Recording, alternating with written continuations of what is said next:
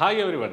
കേരള PSCയുടെ ഏറ്റവും പുതിയ നോട്ടിഫിക്കേഷനിൽ വരാനിരിക്കുന്ന ഒരു പ്രധാനപ്പെട്ട ഒരു പ്രസ്റ്റീജിയസ് തസ്തികയാണ് കേരള പോലീസിലേക്കുള്ള സയന്റിഫിക് ഓഫീസർ. കേരള പോലീസിന്റെ ഫോറൻസിക് സയൻസ് ലബോറട്ടറിയിലേക്കുള്ള സയന്റിഫിക് ഓഫീസർ തസ്തികയിലേക്കുള്ള നോട്ടിഫിക്കേഷൻസ് ഉടൻ തന്നെ പുറത്തു വരുമെന്ന് PSCയുടെ യോഗ തീരുമാനങ്ങളായിട്ട് പുറത്തു വന്നിട്ടുണ്ട്. അപ്പോൾ നമുക്ക് അറിയാം, ഫിസിക്സ്, കെമിസ്ട്രി, ഡോക്യുമെന്റേഷൻ, അതേപോലെ തന്നെ ബയോളജി, ഈ 4 വിഷയങ്ങളിലുള്ള സയന്റിഫിക് ഓഫീസർ പോസ്റ്റിലേക്കുള്ള ഒഴിവുകളാണ് വരുന്നത്. ഈ വിഷയങ്ങൾ ഫിസിക്സ്, കെമിസ്ട്രി, ബോട്ടണി, സുവോളജി ഇത്രയും സബ്ജക്റ്റുകളിൽ PG ഉള്ളവർക്ക്, പോസ്റ്റ് ഗ്രാജുവേഷൻ ഉള്ളവർക്ക് തീർച്ചയായിട്ടും വലിയൊരു ഓപ്പർച്യൂണിറ്റിയാണ്. വളരെ പ്രസ്റ്റീജിയസ് ആയിട്ടുള്ള മികച്ച സാലറി സ്കെയിലുള്ള ഒരു പോസ്റ്റാണ് ഈ സയന്റിഫിക് ഓഫീസർ എന്നുള്ളത്. അപ്പോൾ ഇതുമായി ബന്ധപ്പെട്ട് നമ്മൾ ഈ പറഞ്ഞ 4 തസ്തികകളിലേക്ക്, അതായത് scientific officer physics, scientific officer chemistry, scientific officer biology, scientific officer documents, ഈ 4 തസ്തികയുടെ വിശദാംശങ്ങൾ നമുക്ക് ഈ ഒരു വീഡിയോയിൽ ചർച്ച ചെയ്യാം. എങ്ങനെ നമ്മൾ പഠിക്കണം, എന്തായിരിക്കും ഇതിന്റെ ഒരു സിലബസ് വരിക, എന്താണ് ക്വാളിഫിക്കേഷൻ തുടങ്ങിയ കാര്യങ്ങളൊക്കെയാണ് നമ്മൾ ഈ ഒരു വീഡിയോയിൽ ഡിസ്കസ് ചെയ്യുന്നത്. ഈ 4 വിഷയങ്ങളിലെ നമ്മൾ ഒരുമിച്ചാണ് ചർച്ച ചെയ്യുന്നത്. അപ്പോൾ അതിനു മുന്നേ പറഞ്ഞുകൊള്ളട്ടെ, വീഡിയോയുടെ വിശദാംശങ്ങളിലേക്ക് കടക്കുന്നതിന് മുന്നേ പറഞ്ഞുകൊള്ളട്ടെ, I+ ഈ 4 കോച്ചിങ്ങുകളിൽ 4 തസ്തികകളിലേക്കും ഫിസിക്സ്, കെമിസ്ട്രി, ബയോളജി, ഡോക്യുമെന്റ്സ് ഈ 4 പരീക്ഷകൾക്കായിട്ടും ഇന്റൻസീവ് ആയിട്ടുള്ള കോച്ചിങ് ഒരുക്കുന്നുണ്ട്. ഉടൻ തന്നെ നമ്മുടെ ബാച്ച് സ്റ്റാർട്ട് ചെയ്യുന്നതാണ്. I+ന്റെ കോഴ്സിൽ എൻറോൾ ചെയ്യാനായിട്ട് നമ്മുടെ ഈ വീഡിയോയുടെ ഡിസ്ക്രിപ്ഷനിലുള്ള കോൺടാക്ട് നമ്പറുകളിലൊക്കെ നിങ്ങൾക്ക് കോൺടാക്ട് ചെയ്യാം. അപ്പോൾ നമുക്ക് വിശദാംശങ്ങളിലേക്ക് പോകാം. നമുക്കറിയാം 4 പോസ്റ്റുകളിലേക്കാണ് വിളിക്കുന്നത് എന്നാണ് PSC അറിയിച്ചിരിക്കുന്നത്. Physics, chemistry, biology, documents. കഴിഞ്ഞ തവണ, അതായത് ഇതിന് മുന്നേ ഇങ്ങനെ ഒരു നോട്ടിഫിക്കേഷൻ വന്നത് സയന്റിഫിക് ഓഫീസർ എന്ന് പറഞ്ഞ് കേരള പോലീസ് ഫോറൻസിക് ലബോറട്ടറിയിലേക്ക് സയന്റിഫിക് ഓഫീസർ എന്ന തസ്തികയിലേക്ക് നോട്ടിഫിക്കേഷൻ വന്നത് 2020-ലാണ്. അപ്പോൾ 2020 വിളിച്ചത് ഫിസിക്സ്, കെമിസ്ട്രി, ബയോളജി ഇത് 3ഉം ഒരുമിച്ചാണ് വിളിച്ചത്. അതിന് മുന്നേ 2014-ലാണ്, ഇതിന് മുൻപ് 2014-ലാണ് ഡോക്യുമെന്റ്സിലേക്കുള്ള നിയമനം വന്നത്. അന്ന് ആ പോസ്റ്റിന്റെ പേര് സയന്റിഫിക് അസിസ്റ്റന്റ് ഡോക്യുമെന്റ്സ് എന്നായിരുന്നു.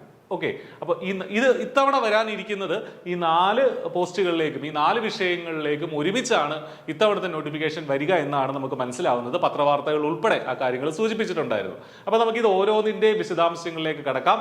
അപ്പോൾ കഴിഞ്ഞ തവണത്തെ നോട്ടിഫിക്കേഷൻ അനുസരിച്ച്, അതായത് ഇതിന് തൊട്ട് മുന്നേ വന്ന നോട്ടിഫിക്കേഷൻ അനുസരിച്ചുള്ള കാര്യങ്ങളാണ് നമ്മളിവിടെ ഡിസ്കസ് ചെയ്യുന്നത്. അതിൽ ഈ ക്വാളിഫിക്കേഷനിൽ ഏജ് ലിമിറ്റിൽ ഒന്നും മാറ്റം വരുത്താൻ സാധ്യതയില്ല. അത് തന്നെയായിരിക്കും ഇത്തവണ ഉണ്ടാവുക. അപ്പോൾ ക്വാളിഫിക്കേഷൻ, ബേസിക് ക്വാളിഫിക്കേഷൻ എന്താണെന്ന് വെച്ചാൽ പോസ്റ്റ് ഗ്രാജുവേഷൻ കൺസേൺഡ് സബ്ജക്ട്. അപ്പോൾ നമ്മൾ ഏത് പോസ്റ്റിലേക്കാണോ അപേക്ഷിക്കുന്നത് ആ പോസ്റ്റിന്റെ, അതാണ് കൺസേൺഡ് സബ്ജക്ട് എന്ന് ഉദ്ദേശിക്കുന്നത്. ആ പോസ്റ്റിൽ നമുക്ക് PG ഉണ്ടാവണം വിത്ത് 50% മാർക്ക്, 50% മാർക്കെങ്കിലും നിങ്ങൾക്ക് PGക്ക് ഉണ്ടായിരിക്കണം from A recognised university. Okay, അപ്പോൾ കൺസേൺഡ് സബ്ജക്ട് ഉദ്ദേശിച്ചത് ഫിസിക്സ്, സയന്റിഫിക് ഓഫീസർ ഫിസിക്സ് എന്ന പോസ്റ്റിലേക്ക് അപേക്ഷിക്കുന്ന ആള് ഫിസിക്സ് എന്ന സബ്ജക്റ്റിൽ എന്തുണ്ടാവണം, അവർക്ക് PG ഉണ്ടാവണം. സയന്റിഫിക് ഓഫീസർ കെമിസ്ട്രി എന്ന തസ്തികയിലേക്ക് അപേക്ഷിക്കുന്ന ആൾക്ക് കെമിസ്ട്രിയിൽ എന്തുണ്ടാവണം, PG ഉണ്ടാവണം. സയന്റിഫിക് ഓഫീസർ ബയോളജി എന്ന തസ്തികയിലേക്ക് അപേക്ഷിക്കുന്നവർക്ക് ഏതിലാണ് ഉണ്ടാവേണ്ടത്, ബോട്ടണിയിലോ സുവോളജിയിലോ ഇതിൽ ഏതെങ്കിലും ഒന്നിൽ PG ഉണ്ടെങ്കിൽ നിങ്ങൾക്ക് അതിനെ അപ്ലൈ ചെയ്യാം. സയന്റിഫിക് ഓഫീസർ ഡോക്യുമെന്റ്സ് എന്ന തസ്തികയിലേക്ക് അപേക്ഷിക്കുന്നവർക്ക് ഒന്നുകിൽ ഫിസിക്സ് അല്ലെങ്കിൽ കെമിസ്ട്രി, ഇത് രണ്ടും ഉള്ളവർക്ക് സയന്റിഫിക് ഓഫീസർ ഡോക്യുമെന്റ്സ് എന്ന് പറഞ്ഞ തസ്തികയിലേക്ക് അപ്ലൈ ചെയ്യാം. അപ്പോൾ ഫിസിക്സ്, കെമിസ്ട്രി ഉള്ളവരെ സംബന്ധിച്ച് നിങ്ങൾക്ക് 2 പോസ്റ്റിന് അപ്ലൈ ചെയ്യാം. സയന്റിഫിക് ഓഫീസർ ഫിസിക്സ് അല്ലെങ്കിൽ കെമിസ്ട്രി അതിന് അപ്ലൈ ചെയ്യാം, അല്ലെങ്കിൽ സയന്റിഫിക് ഓഫീസർ ഡോക്യുമെന്റ്സ് അതിന് നിങ്ങൾക്ക് അപ്ലൈ ചെയ്യാനായിട്ട് സാധിക്കും. അപ്പോൾ ഏജ് ലിമിറ്റ് 20 വയസ്സ് മുതൽ 36 വയസ്സ് വരെ ഉള്ളവർക്കാണ് കഴിഞ്ഞ തവണത്തെ നോട്ടിഫിക്കേഷൻ പറഞ്ഞിരുന്നത്. ഇത്തവണ അത് തന്നെയായിരിക്കും. കഴിഞ്ഞ തവണത്തെ എക്സാം നടന്നത് 2021-ലാണ്. ഞാൻ നേരത്തെ പറഞ്ഞില്ലേ, അതായത് ഫിസിക്സ്, കെമിസ്ട്രി, ബയോളജി ഇത് 3ഉം ഒരുമിച്ചായിരുന്നു കഴിഞ്ഞ തവണത്തെ നോട്ടിഫിക്കേഷൻ ഉണ്ടായിരുന്നത്. ഈ 3 പരീക്ഷകളും നടന്നത് 2021-ലാണ്. ഈ 3 തസ്തികയുടെയും, അതായത് scientific officer physics, scientific officer chemistry, scientific officer biology ഈ 3 തസ്തികയുടെയും റാങ്ക് ലിസ്റ്റ് നിലവിൽ വന്നത് ജനുവരി 2022-ലാണ്. അപ്പോൾ ഈ റാങ്ക് ലിസ്റ്റ് എന്ന് വരെ ഉണ്ട്, ജനുവരി 2025 വരെ ഉണ്ടെന്നുള്ളത് മനസ്സിലാക്കുക. ഓക്കെ, ജനുവരി 2025 വരെ റാങ്ക് ലിസ്റ്റ് നിലവിലുണ്ട്. അപ്പോൾ നിലവിൽ ആ റാങ്ക് ലിസ്റ്റ് പോകുന്നുണ്ട്. അപ്പോൾ നമുക്ക് ഇപ്പോൾ നോട്ടിഫിക്കേഷൻ വന്ന് ഈ വർഷം അവസാനം നോട്ടിഫിക്കേഷൻ വരികയാണെങ്കിൽ അടുത്ത വർഷത്തോടുകൂടി ഒരു 5-6 മാസം നമുക്ക് എന്താണെങ്കിലും പഠിക്കാൻ കിട്ടും. അടുത്ത വർഷം പകുതിക്ക് ശേഷമായിരിക്കും എക്സാം നടക്കുക. എന്നിട്ട് ഈ 2025 ജനുവരിയിൽ ഈ റാങ്ക് ലിസ്റ്റ്, ഇപ്പോഴത്തെ നിലവിലെ റാങ്ക് ലിസ്റ്റ് എക്സ്പയർ ആകുമ്പോഴത്തേന് പുതിയ റാങ്ക് ലിസ്റ്റ് വരികയും നിയമനങ്ങൾ വരികയും ചെയ്യും അല്ലേ. അപ്പോൾ കൃത്യമായിട്ടുള്ള നിയമനത്തിന്റെ ഒരു പാറ്റേൺ ആണ് ഇവിടെ സംഭവിക്കുന്നത് എന്നുള്ളത് മനസ്സിലാക്കുക. അപ്പോൾ എന്തുമാത്രം അഡ്വൈസ് പോയിട്ടുണ്ട് ഈ റാങ്ക് ലിസ്റ്റിൽ നിന്നുള്ള കാര്യങ്ങളൊക്കെ നമുക്ക് ഈ വീഡിയോയിൽ ചർച്ച ചെയ്യാം. അപ്പോൾ ഡോക്യുമെന്റ്സിന്റെ കേസിൽ, അതായത് സയന്റിഫിക് ഓഫീസർ ഡോക്യുമെന്റ്സ് എന്ന് പറഞ്ഞ തസ്തികയുടെ കേസിൽ കേസിൽ റാങ്ക് ലിസ്റ്റ് 2018 ജനുവരിയിലാണ് വന്നത്. അത് 2020 ആ റാങ്ക് ലിസ്റ്റ് ക്യാൻസൽ ആയി പോയി കേട്ടോ. അപ്പോൾ സയന്റിഫിക് ഓഫീസർ ഡോക്യുമെന്റ്സ് എന്ന് പറഞ്ഞ തസ്തികയിൽ ഇപ്പോൾ റാങ്ക് ലിസ്റ്റ് ഇല്ല. അതേസമയം ഈ 3 തസ്തികയിലേക്ക് ഫിസിക്സ്, കെമിസ്ട്രി, ബയോളജി ഈ 3 തസ്തികകളിലേക്ക് നിലവിൽ റാങ്ക് ലിസ്റ്റ് ഉണ്ട്. അതിൽ നിന്ന് നിയമനങ്ങൾ നടന്നുകൊണ്ടേ ഇരിക്കുകയാണ്. ഓക്കെ, അപ്പൊ നിങ്ങൾക്ക് ആ കാര്യം ക്ലിയർ ആയി കാണുമെന്ന് കരുതുകയാണ്. ഇനി അഡ്വൈസ്, ഇതുവരെ പോയ അഡ്വൈസ് സയന്റിഫിക് ഓഫീസർ ഫിസിക്സ് എന്ന് പറഞ്ഞ തസ്തികയിലേക്ക് പോയ അഡ്വൈസ് 22 പേർക്ക് നിയമനം കൊടുത്തിട്ടുണ്ട്. ഇനി ഒരു വർഷത്തിലേറെ റാങ്ക് ലിസ്റ്റിന് കാലാവധിയുണ്ട്. അപ്പോൾ നമുക്കറിയാം ഇതിൽ കൂടുതൽ നിയമനങ്ങൾ ഇനി അതിൽ നിന്ന് നടക്കും. സയന്റിഫിക് ഓഫീസർ കെമിസ്ട്രി എന്ന തസ്തികയിലേക്ക് ഇതുവരെ 27 നിയമനങ്ങൾ നടന്നിട്ടുണ്ട്.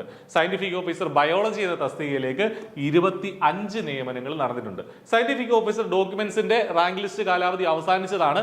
കഴിഞ്ഞ തവണത്തെ റാങ്ക് ലിസ്റ്റിൽ നിന്ന് 20 പേർക്ക് 2018 മുതൽ 2021 വരെ നിലനിന്ന റാങ്ക് ലിസ്റ്റിൽ നിന്ന് 20 പേർക്ക് നിയമനങ്ങൾ കൊടുത്തിട്ടുണ്ട്. അപ്പൊ ഇതാണ് നിലവിലെ അഡ്വൈസ് നില, അല്ലെങ്കിൽ എത്ര നിയമനങ്ങൾ നടന്നു എന്നുള്ളതാണ് ഇവിടെ നമ്മൾ കാണുന്നത്. ഇതിന്റെ മറ്റൊരു പ്രത്യേകത ഇന്റർവ്യൂ ഇല്ലാത്ത പോസ്റ്റാണ്. കഴിഞ്ഞ അവിടുത്തെ നോട്ടിഫിക്കേഷൻ വരെ, അല്ലെങ്കിൽ ഇപ്പോൾ നിലവിലുള്ള റാങ്ക് ലിസ്റ്റിലുള്ള കാര്യങ്ങൾ വരെ പറയുകയാണെങ്കിൽ ഇന്റർവ്യൂ ഇല്ല. ഡയറക്റ്റ് എക്സാമിന് എത്ര മാർക്കുണ്ടോ ആ മാർക്ക് വെച്ച് നമ്മൾ ഡയറക്റ്റ് സർവീസിലേക്ക് കയറുകയാണ്. പിന്നീട് ഒരു ഇന്റർവ്യൂ ഒന്നുമില്ല. പിന്നെ മറ്റൊരു സംഗതി ഉള്ളത്, കഴിഞ്ഞ തവണത്തെ നോട്ടിഫിക്കേഷനിൽ അല്ലെങ്കിൽ നിലവിലത്തെ റാങ്ക് ലിസ്റ്റിലേക്ക് നോട്ടിഫിക്കേഷനിൽ ഉള്ളത് പ്രിഫറൻഷ്യൽ ക്വാളിഫിക്കേഷൻ കൊടുത്തിരുന്നു. അതായത് നിങ്ങൾക്ക് എംഫിൽ ഉണ്ടെങ്കിൽ അല്ലെങ്കിൽ നിങ്ങൾക്ക് റിസർച്ച് ലാബിൽ വർക്ക് ചെയ്ത എക്സ്പീരിയൻസ് ഉണ്ടെങ്കിൽ, ലാബ് എക്സ്പീരിയൻസ് ഒക്കെ ഉണ്ടെങ്കിൽ നിങ്ങൾക്ക് അഡീഷണൽ മാർക്ക് കിട്ടും എന്നുള്ളതേ ഉള്ളായിരുന്നു.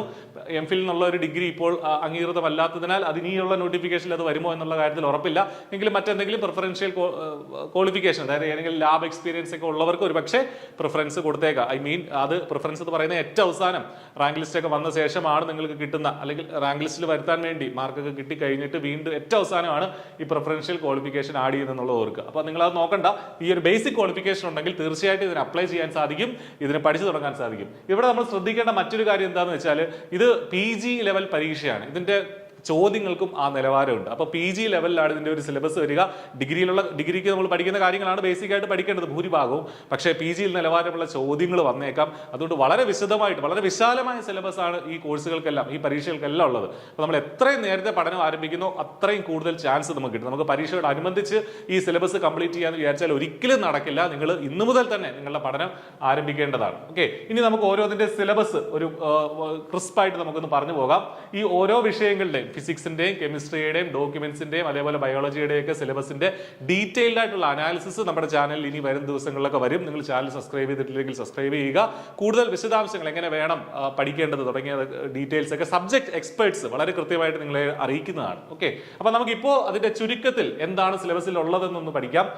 ഫിസിക്സ്, സയന്റിഫിക് ഓഫീസർ ഫിസിക്സ് എന്ന തസ്തികയിലേക്ക് 10 മൊഡ്യൂളുള്ള സിലബസ് ആണുള്ളത്. ആ 10 ഈ ഓരോ മൊഡ്യൂളും വളരെ വിശദമായിട്ട് സിലബസിൽ ഉണ്ട് കേട്ടോ. ഞാനിപ്പോൾ ജസ്റ്റ് അതിന്റെ ഹെഡിങ്സ് മാത്രമേ പറയുന്നുള്ളൂ. 10 മൊഡ്യൂളാണ് ഫിസിക്സ് എന്നുള്ള പരീക്ഷയ്ക്കുള്ളത്.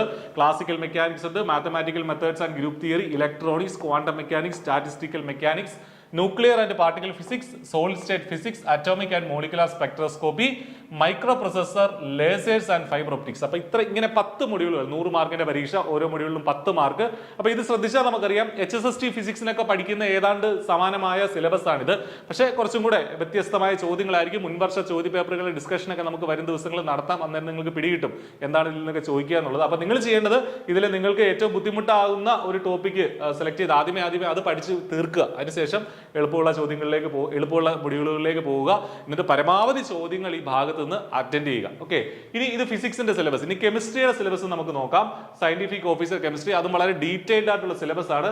ടോപ്പിക്ക് നോക്കുകയാണെങ്കിൽ ഇനോർഗാനിക് കെമിസ്ട്രിയുടെ 3 മൊഡ്യൂളുകളുണ്ട്, ഓർഗാനിക് കെമിസ്ട്രിയുടെ 3 മൊഡ്യൂളുകളുണ്ട്, ഫിസിക്കൽ കെമിസ്ട്രിയുടെ 3 മൊഡ്യൂളുകളുണ്ട്, അവസാനമായിട്ട് അനലിറ്റിക്കൽ എൻവയോൺമെന്റൽ material and supra molecular chemistry അങ്ങനെ ഒരു മൊഡ്യൂളും ഉണ്ട്. അപ്പോൾ ഈ ഓർഗാനിക്, ഇനോർഗാനിക്, ഫിസിക്കലും ഒക്കെ 3 മൊഡ്യൂളുകളായിട്ട് വളരെ വാസ്റ്റ് ആയിട്ട് ഡീറ്റെയിൽഡ് ആയിട്ട് തിരിച്ചിട്ടുണ്ട് കെമിസ്ട്രിയുടെ സിലബസിൽ. അപ്പോൾ ഇതാണ് കെമിസ്ട്രിയുടെ സിലബസ് എന്ന് മനസ്സിലാക്കുക. അതിനുശേഷം ബയോളജിയുടെ സിലബസ് വളരെ വിശാലമായിട്ടുള്ള 20 പേജോളം വരുന്ന ബയോളജിയുടെ സിലബസ് ഉണ്ട്. ബയോളജിയുടെ സിലബസിൽ നമുക്ക് സുവോളജിയും പഠിക്കണം, ബോട്ടണിയും പഠിക്കണം. അപ്പോൾ സുവോളജിയിലുള്ള മൊഡ്യൂളുകൾ ഏതൊക്കെയാണെന്ന് നോക്കിയാൽ ഇതാണ് 10 മൊഡ്യൂൾ സുവോളജിയിൽ കൊടുത്തിട്ടുണ്ട്. ഞാൻ ഈ കാണിച്ചിരിക്കുന്നതാണ് systematics, animal diversity, research methodology and biostatistics, biophysics and instrumentation, biochemistry, physiology and immunology, cell biology, molecular biology, developmental biology, genetics, ecology, microbiology, biotechnology, economic zoology and recent developments in zoology. അപ്പോൾ ഇങ്ങനെ 10 മൊഡ്യൂളായിട്ട് ഇത് വളരെ വിശാലമായ syllabus ആണ് കേട്ടോ. ബയോളജിക്ക് വളരെ വിശാലമായ syllabus ആണ്, ഒത്തിരി കാര്യങ്ങൾ പഠിക്കാനുണ്ട്. അപ്പോൾ സുവോളജിയിൽ നിന്നും പഠിക്കാനുണ്ട്, ബോട്ടണിയിൽ നിന്നും പഠിക്കാനുണ്ട്. ബോട്ടണിയിലെ 7 മൊഡ്യൂൾ. അപ്പോൾ ബയോളജിയുടെ സിലബസ് സയന്റിഫിക് ഓഫീസർ ബയോളജി എന്ന പരീക്ഷയുടെ സിലബസ് എന്ന് വെച്ചാൽ സുവോളജിയുടെ ഒരു 10 മൊഡ്യൂളും ബോട്ടണിയുടെ 7 മൊഡ്യൂളും നമുക്ക് പഠിക്കാനുണ്ട്. ബോട്ടണിയിൽ നിന്ന് phycology, mycology, plant pathology, angiosperm, anatomy, taxonomy, cell and molecular biology, genetics, plant physiology, biochemistry, then biotechnology, bioinformatics, recent developments in botany. അപ്പോൾ ഇത്രയും കാര്യങ്ങളാണ് ബോട്ടണിയിൽ നിന്ന് പഠിക്കാനുള്ളത്. അപ്പോൾ നമ്മൾ ഇതുവരെ നിങ്ങൾക്ക് പരിശോധിച്ചതിൽ നിന്ന് മനസ്സിലായത് എല്ലാ പരീക്ഷകൾക്കും സയന്റിഫിക് ഓഫീസർ തസ്തികയിലെ എല്ലാ പരീക്ഷകൾക്കും എന്താണ് വളരെ വിശാലമായ സിലബസ് ആണ്.